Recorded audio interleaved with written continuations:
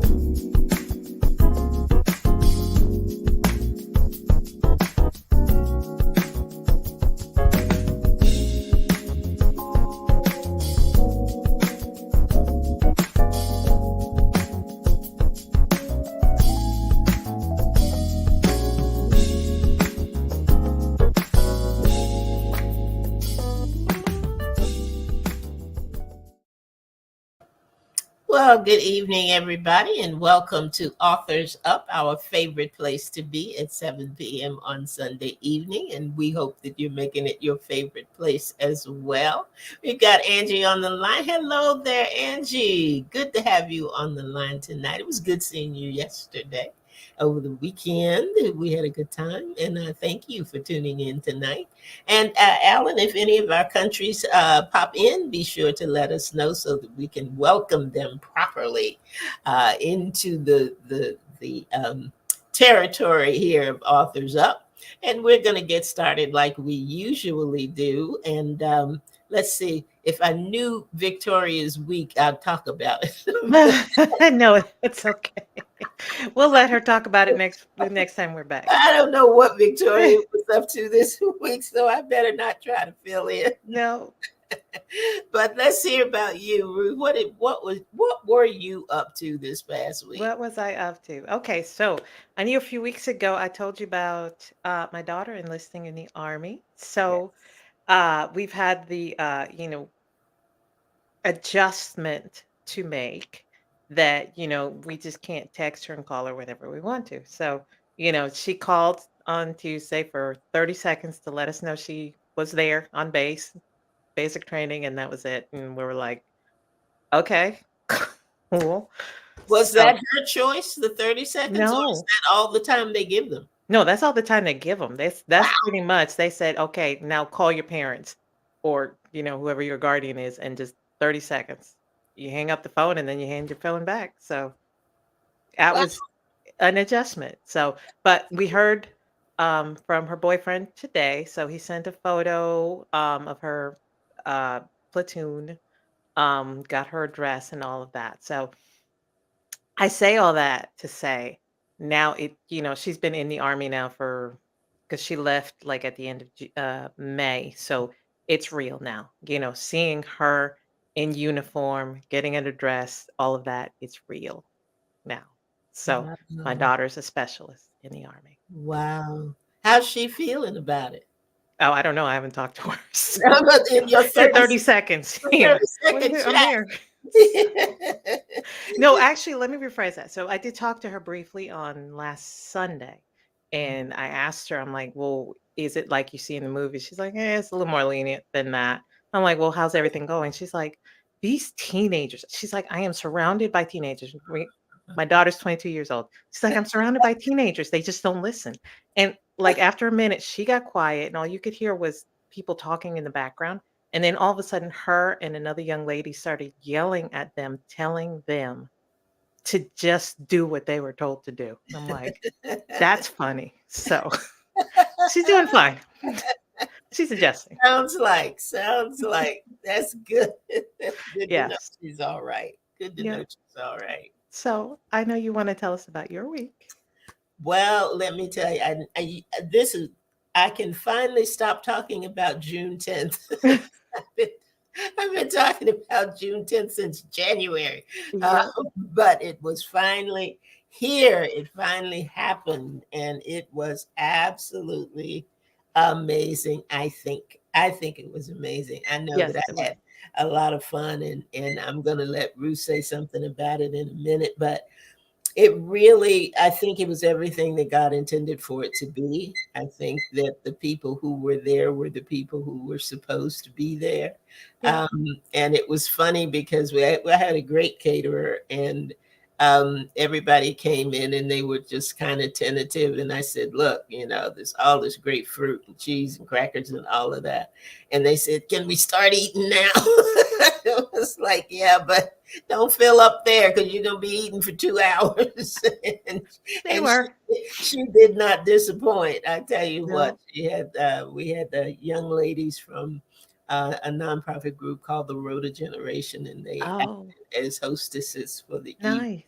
served everybody. So Well, they it did a great job. yeah, they did. They really did. They got there on time and they followed instructions, and they were very pleasant and did what they were supposed to do. So we announced 2 new programs Hmm. coming on, The Power of Transformation with Dr. Paula Obi, and that's going to start officially in July. But she's got 2 pilot programs coming up in June, kind of get her feet wet and get everything moving. And she's going to be on When Life Speaks on the 15th. So we'll get to talk to her a little bit.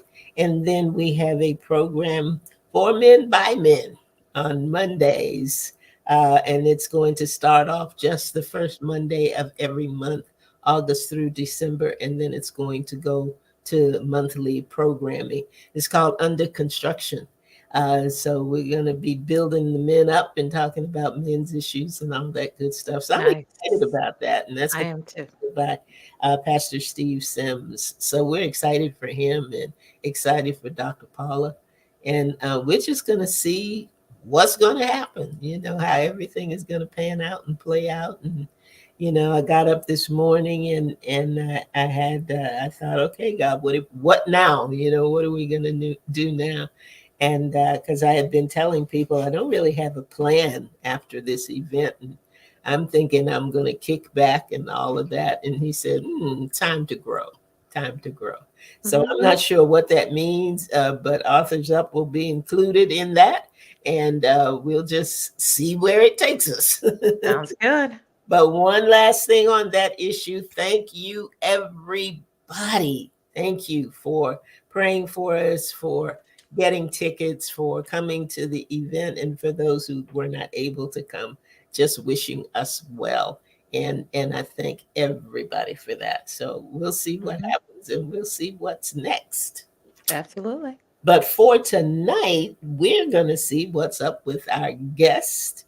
And Ruth is going to start off with telling us a little bit about his bio, and I'm going to finish that up. And then we're going to take a brief break, and we're going to come back and talk with our guest who has some exciting stuff he's going to share with us tonight.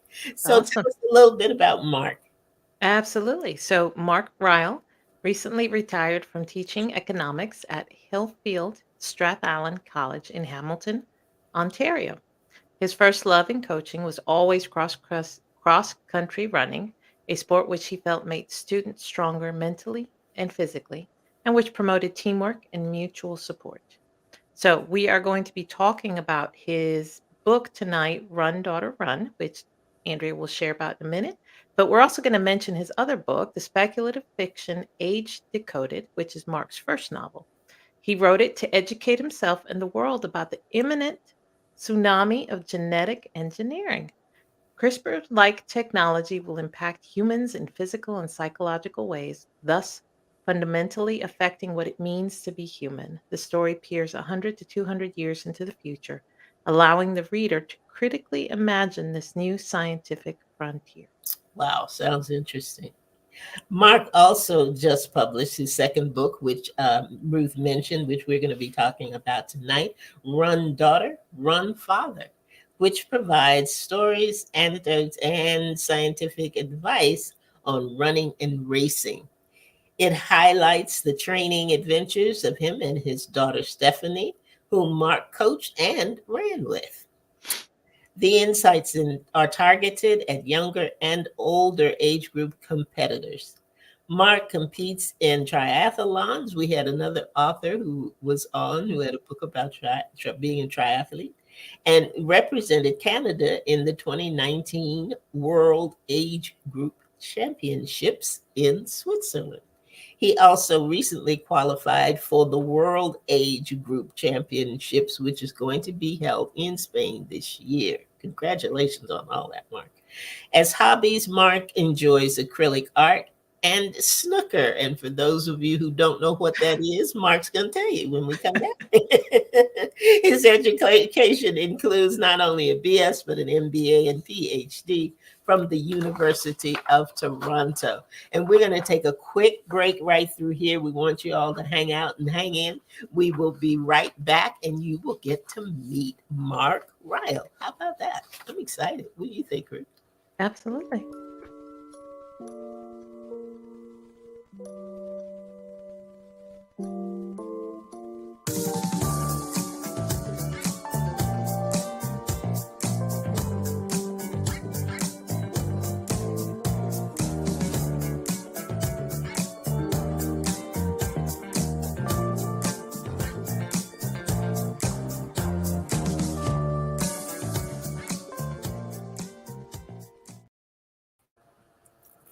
All right. Welcome, Mark. We're glad to have you.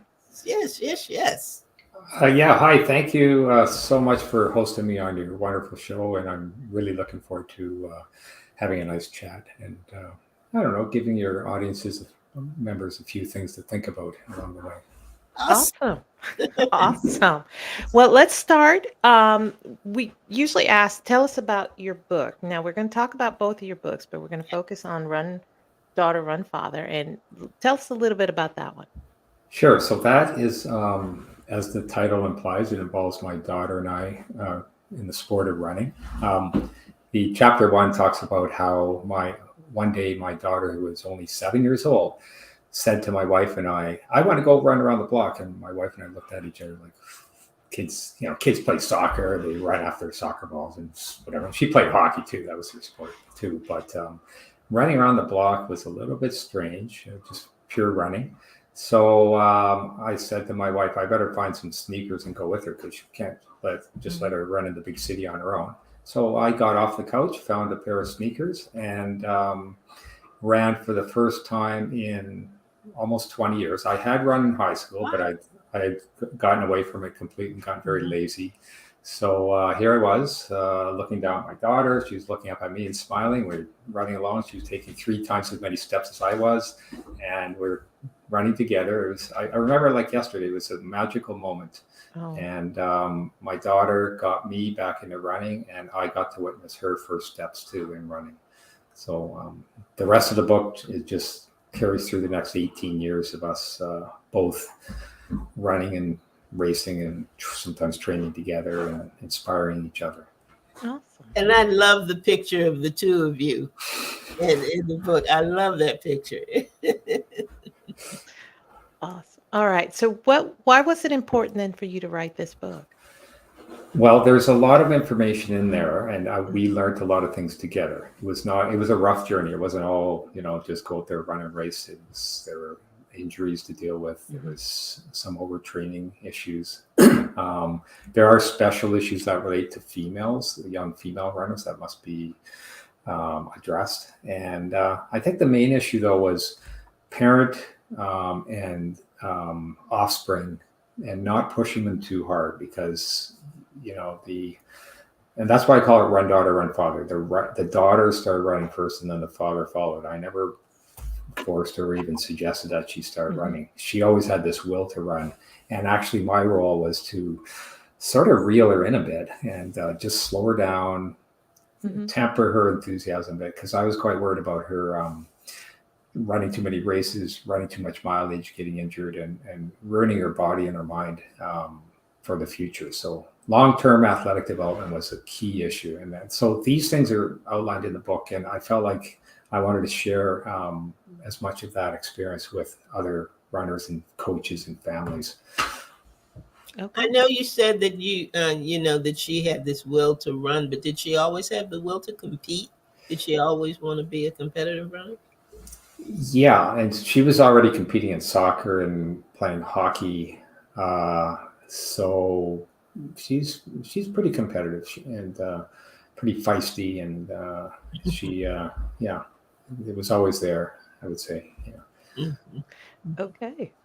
All right. So what struck me most about your book, I have to say, was actually something you wrote in an email when we were corresponding, is that you talked about embracing old age and mentality, and treasuring intergenerational relationships. I promise I can talk. So, and I think that really comes out in, this book. We didn't get a chance to review the other one. We definitely want to talk about it, but it's that it was important enough for you to write about. Tell us a little bit about your writing journey, because economics is way different than, say, creative writing. Yes. So just to touch upon the intergenerational thing, it's a beautiful aspect of the book. I think all parents, but let's say all fathers want to find ways to share things with their sons or daughters. And Stephanie and I definitely found our way through the sport of running. My wife is an artist, and she shares things with Stephanie, like her art and her music, and that's great too. But that was our way of finding a special bond with her daughter. So the writing process, well, if you had asked me, say even a few years ago, if I would ever be a writer, I would say no. I'm the last person. I didn't like English. I'm an economics student, right? So no. I don't even want to write a book. But I started with, somehow I got interested in aging and the idea of humanity and immortality. And so that underpinned both my books. I started with the sci-fi book, which we can talk about those and then this book. So I don't know, that interest in, maybe because I'm getting old, I became more interested in mortality and getting most of your life. And I wanted to put a positive spin on it. So I looked at the science side of it, the science fiction book, and then this more personal side. Okay. Okay. Are you hearing Mark okay, Ruth? It might be on my end. No, it's a little muffled. Okay. Want to try and adjust something there, Mark, and let's. I can move the microphone closer. Is that better? Okay, yeah, That is Okay, much better. yes, Much better. Yes. much Thank better. you. Okay. Yes. Thank you. Okay. So tell us a little bit about your other book, Age Decoded. Where did the inspiration for that come from?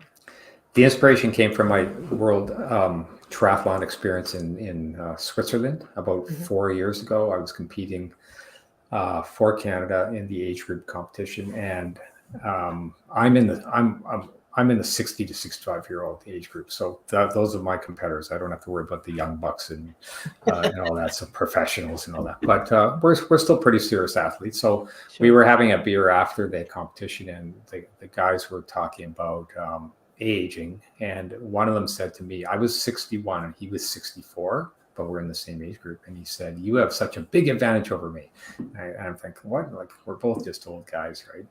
And he says that 3 years is significant. He said, you lose about 1% of your aerobic capacity every year at this age, so you have a 3% advantage over me, which in a 150-minute race, that's 4.5 minutes.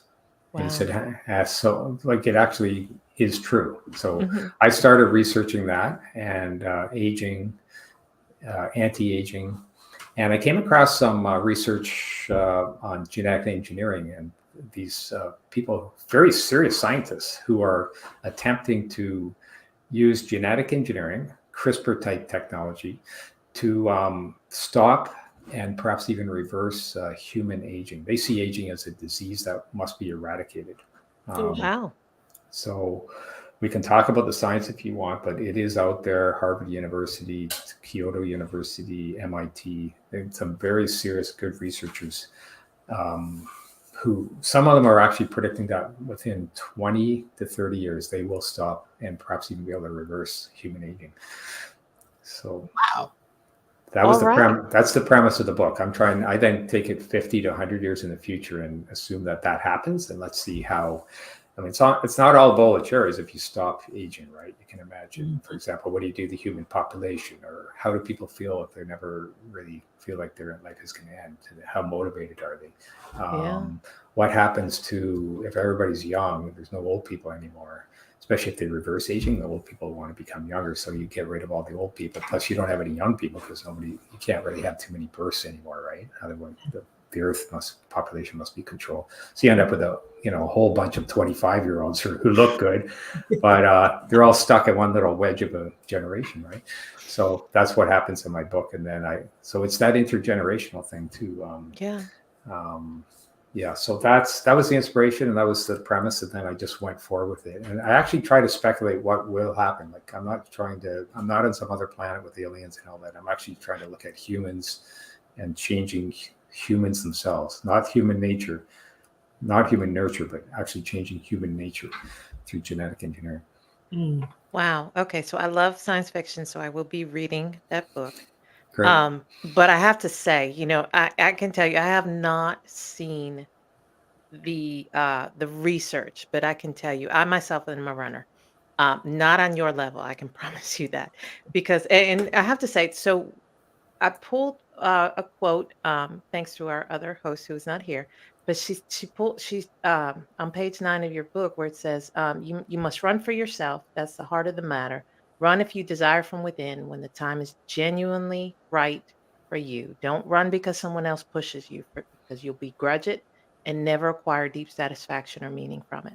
Absolutely. And my husband, I can tell you, he's been in the gym since he was 13. We're about 50 now. So, and it was always, oh, you have to go to the gym. You have to go. And I hated it. I hate going to the gym. And then probably about 5 years ago, I just started running on a treadmill and have not stopped. So I'm not running any marathons or anything like that, but I love running. And I had to do that for myself Fantastic.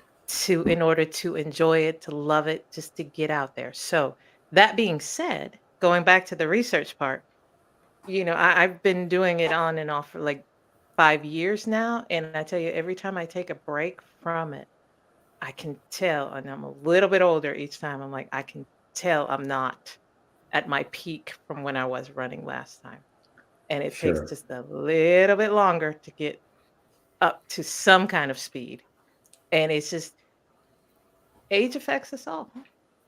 It does, So yes. it Um, is an interesting concept. What is it that motivates somebody to run, to just want to run? Because I see people, rain, snow, cold weather, hot weather, it does not matter. They got to get that run in. They've got to get that run in.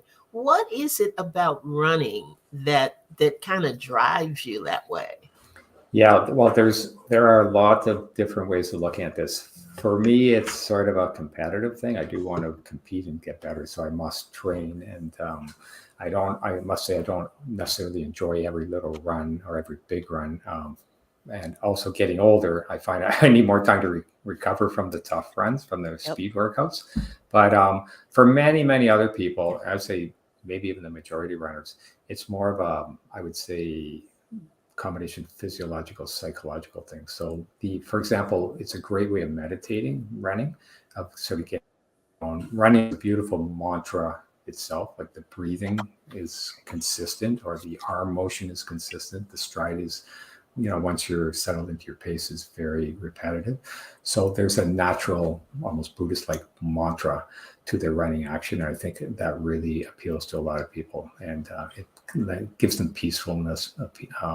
It separates them from their anxieties, and just lets their mind wander and relax. And so that whole psychological side is very powerful for running.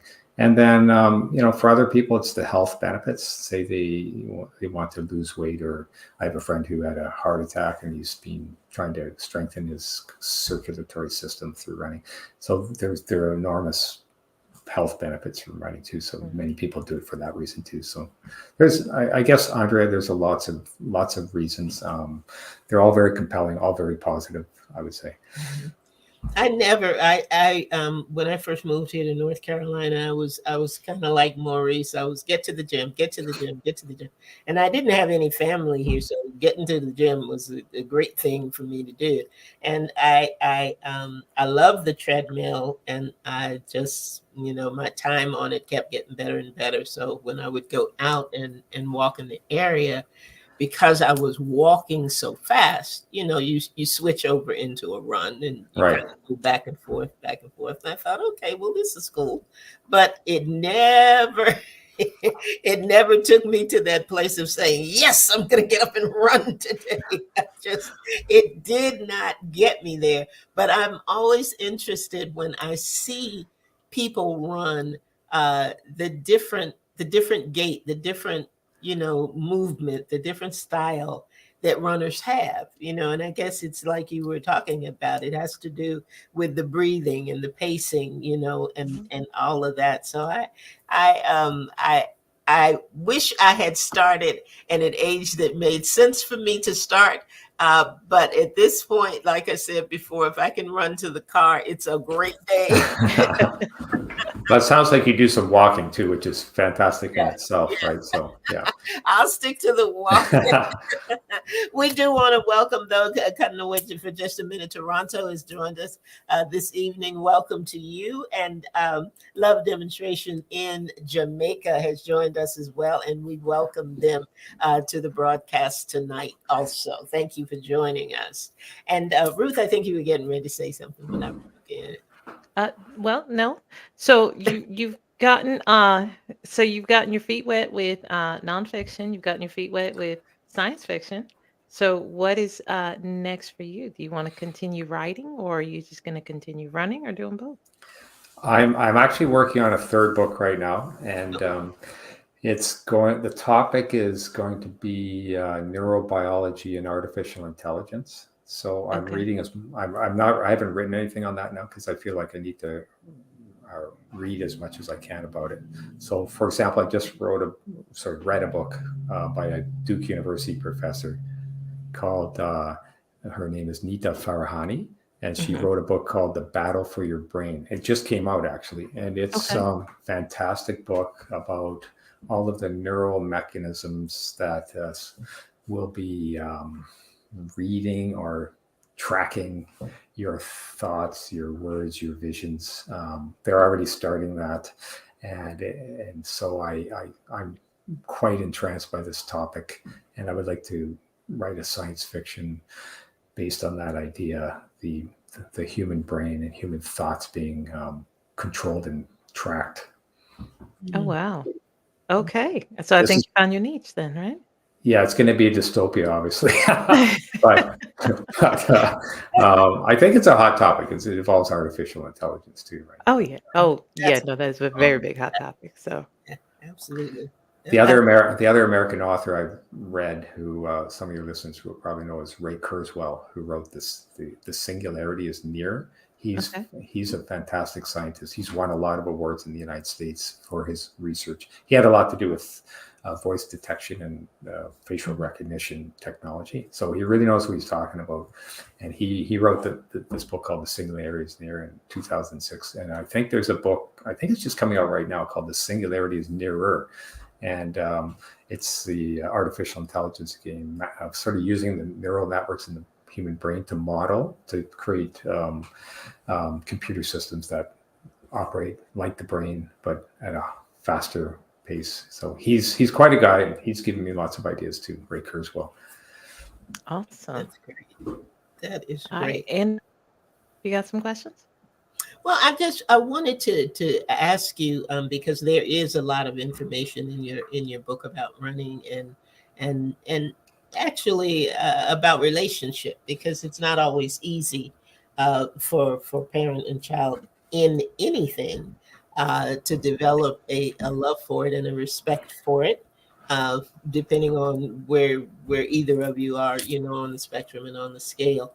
So I would like to know, just from you, what do you think is the key thing in making relationships on common ground, if I can put it that way, work, and come out with a successful outcome? What do you think is the key to that? Yeah, so for my daughter and I, we locked horns a fair amount. In fact, in the introduction to the book, my daughter writes Before yeah. So she talks about that. She says, my father and I disagreed on a lot of fronts. It was mainly me trying to slow her down and stop her from competing. And she always wanted to go, do more. She was very zealous. And, but we locked horns over that. So, but we never lost respect for each other. We support each other. There were some tough times that we got through. That really helped, because then you sort of you start empathizing with the other person. For example, she got asthma in grade 9, and so in the biggest cross country race, the Ontario Championships, she was seeded to win that race. She was supposed to win the Ontario Championships, or at least be top 3.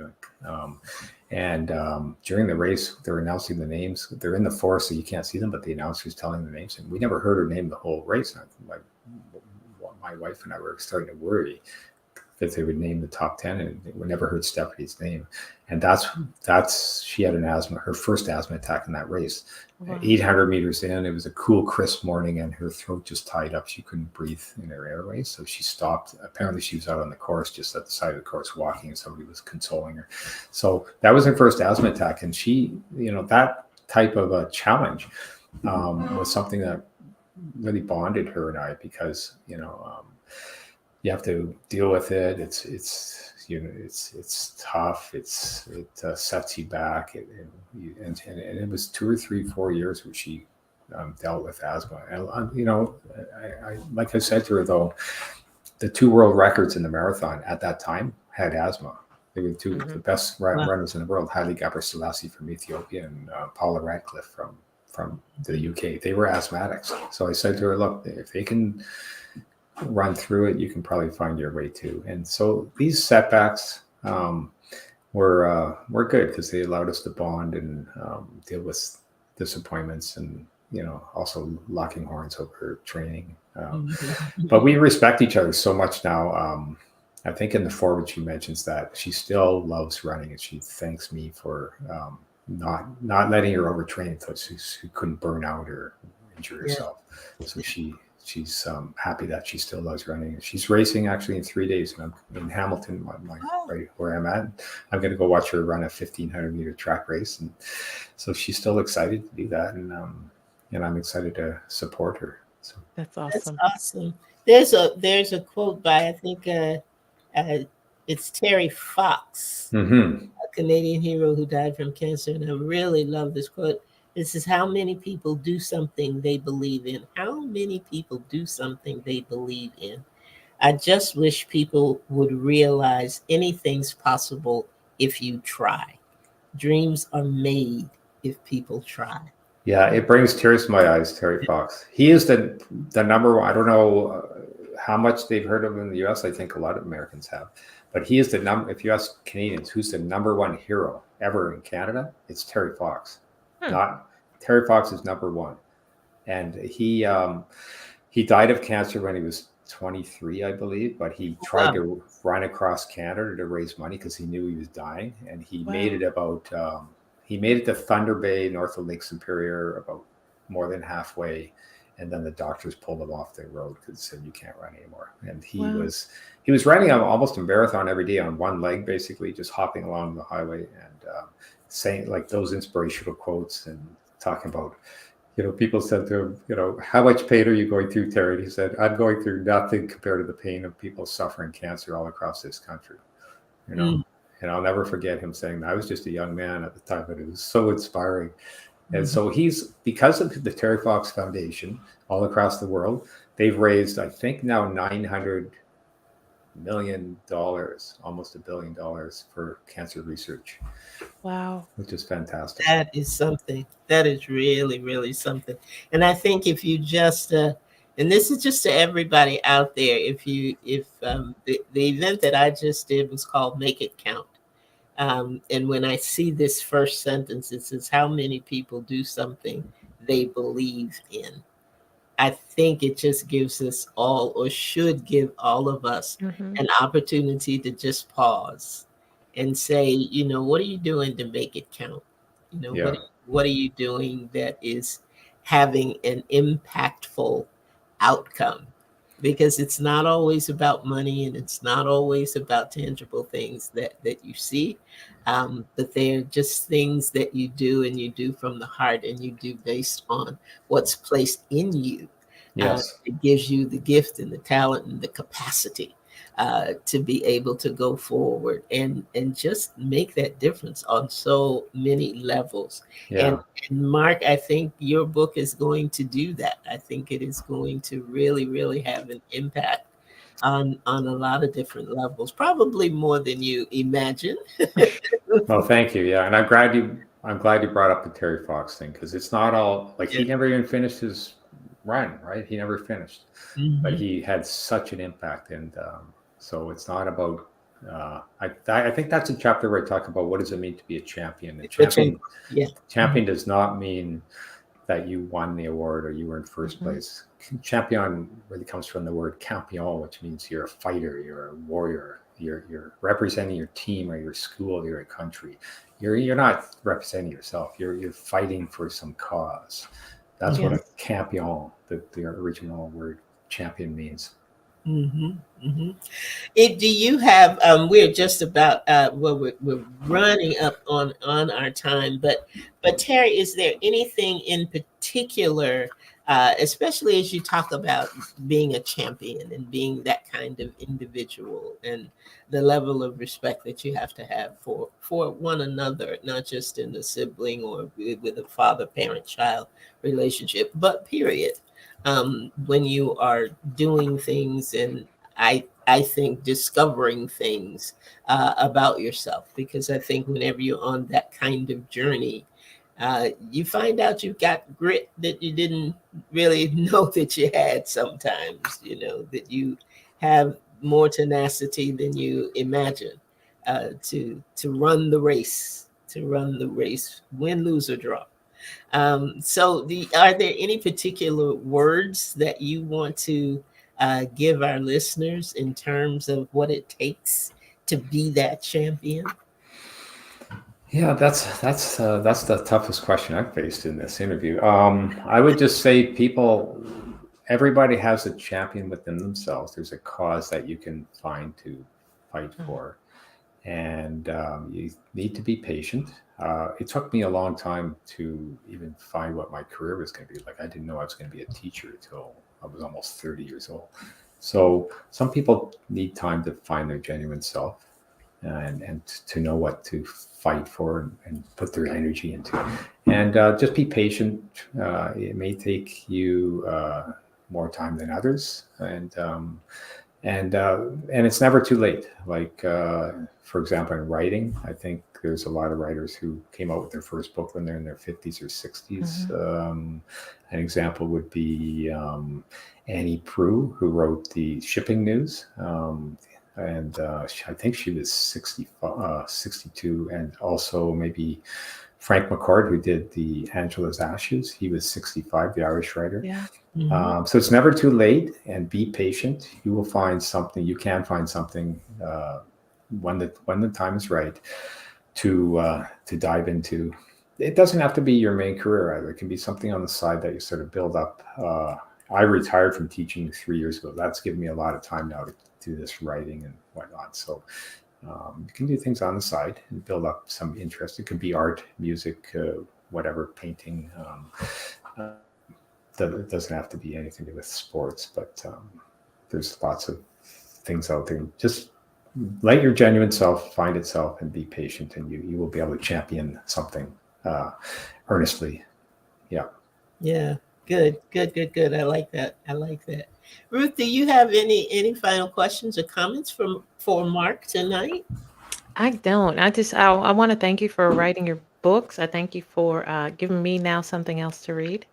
I enjoy reading, but mostly I want to say that I appreciate the perspective that you have, especially with the latter part, because I don't know why we come to the point where we think we have to have everything figured out by the time we're 25.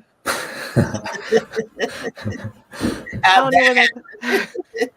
And I like you. I've written a few books, but I'm only now, and I'm close to 50, so I'm only now coming to the point where I can say, you know what? I think I'm getting the hang of this. I think I'm finding where I need to be, and I appreciate that. So, Mark, thank you for joining us today, and thank you for writing your books. Thank you, both of you, for generously hosting me, and great job at the podcast show, and keep up the fantastic work there. Thank you, and we're looking forward to the third work coming out that you got going. So, be sure that you let us know and keep in touch so that we can follow your journey with this great writing that you're doing and these interesting premises that you're writing about. Thank you.